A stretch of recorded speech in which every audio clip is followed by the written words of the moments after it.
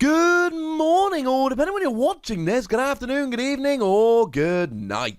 My name's Ross, and as always told out of Voice Radio, so today, it's finally time to talk about Luxio. Now, when Luxio was revealed, I immediately went and bought a couple of Shining Celebi, because I was absolutely convinced that Luxio was going to be great. Like, literally, I was backstage at the International Championships, and we had a break, and I went on eBay on my phone and bought a couple of Shining Celebi, because I was convinced Luxio was going to be great, so I'd use Luxray and copy it with Shining Celebi. Well, Shining Celebi's long since rotated, and maybe, just maybe, Luxio is finally here. Let's have a chat, shall we?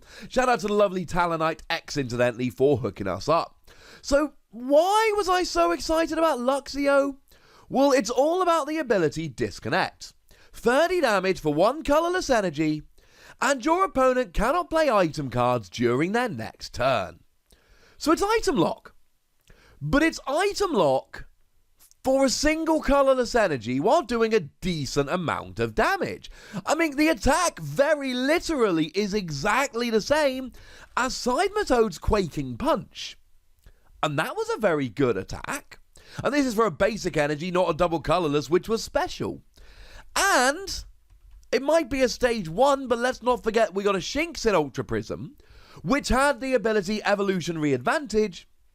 If you go second, this Pokemon can evolve during your first turn. So the first turn you're able to attack, you will be able to evolve your Shinx into a Luxio and get some attacking going.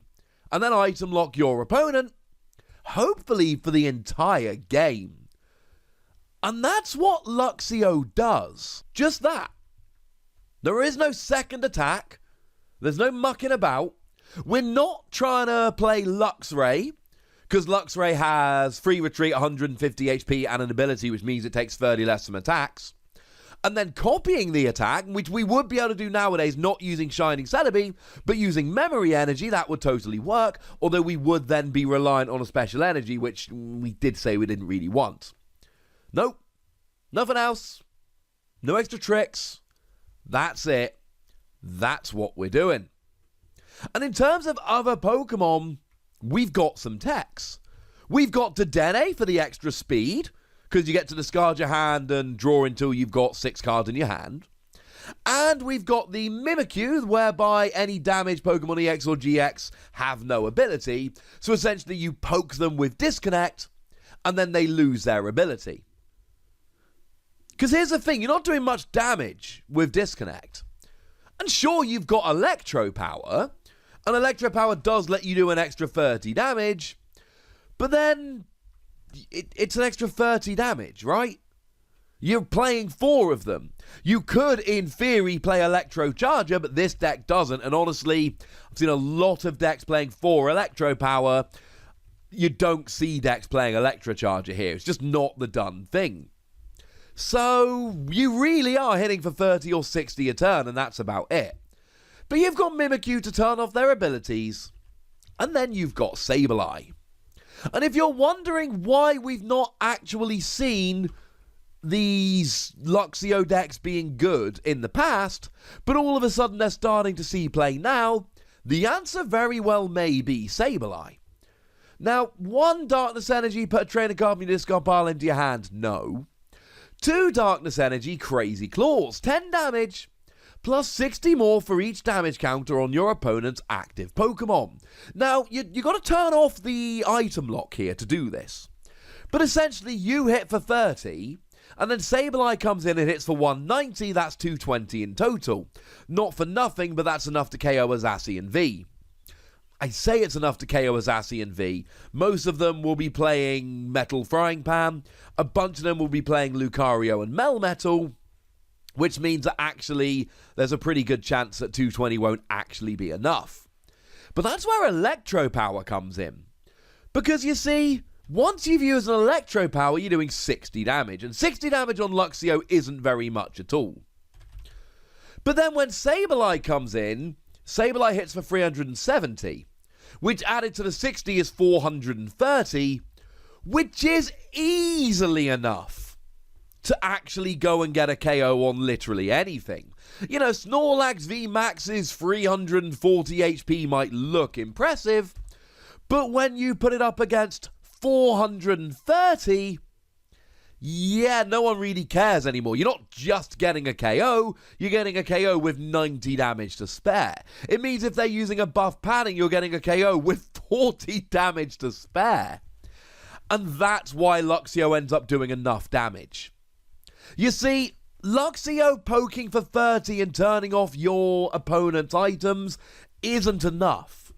It's just not. But Luxio hitting for 30 or 60 and then Sableye coming in and finishing off literally anything, yeah, that actually is enough at this stage. That very much is enough to get rolling. Now, the other cool thing is, of course, because Luxio uses colourless energy, you might as well just use darkness energy. It doesn't matter. Now, the other one we've got here is Evilta. You see, Evilta, and you might be getting some Obstagoon flashbacks here. We're doing a similar kind of thing to that deck, but with item lock on instantly evolving stage 1, rather than an ability on a stage 2. And for 1 darkness energy, Evilta gets an instant KO on anything with 4 damage counters on. Now, it needs to be exactly 4 damage counters. And you may have realised at this stage that you're only actually doing 30 damage here. We've got Vitality Band. Vitality Band lets you do an extra 10 damage. And now, all of a sudden, Luxio is doing 40 damage, so Evilta can come in and KO literally anything. Oh, cool. So now you don't need Electro Power. So you can use a Vitality Band and then Evilta will KO anything. Or you can use an Electro Power and then Sableye will KO literally anything. And that's how you do enough damage. That's how this deck actually works. If your opponent's drawing nothing, yes, you can disconnect over and over and over and over again. But most of the time, you hit them once and item lock them, then you bring in a big Pokemon to smash, and then you go back to item locking, and so on and so forth. As a quick side note, if you do use Vitality Band on Luxio, you hit for 40, Sableye will then come in and hit 250, which is 290 in total, which is enough to KO pretty much anything. Basically, anything except the really big tag teams and VMAX. Other than that, you're good. Now, in terms of trainer cards, we've mentioned Electro Power, we've mentioned Vitality Band, they're quite important. We're also playing Balloon and Switch. Air Balloon, it's actually called Air Balloon and Switch. And the reason that we're playing them is you need to get your Pokemon out the active. Because when you've attacked with Sableye, you need to go back to Luxio. You need to.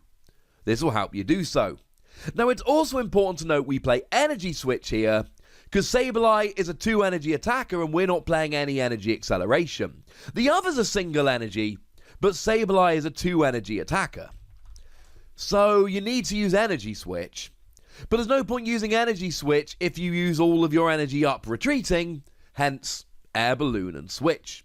Now, Vitality Band I have mentioned, and we are playing Adventure Bag here, because you're playing 2 different tools, and Adventure Bag helps you out massively.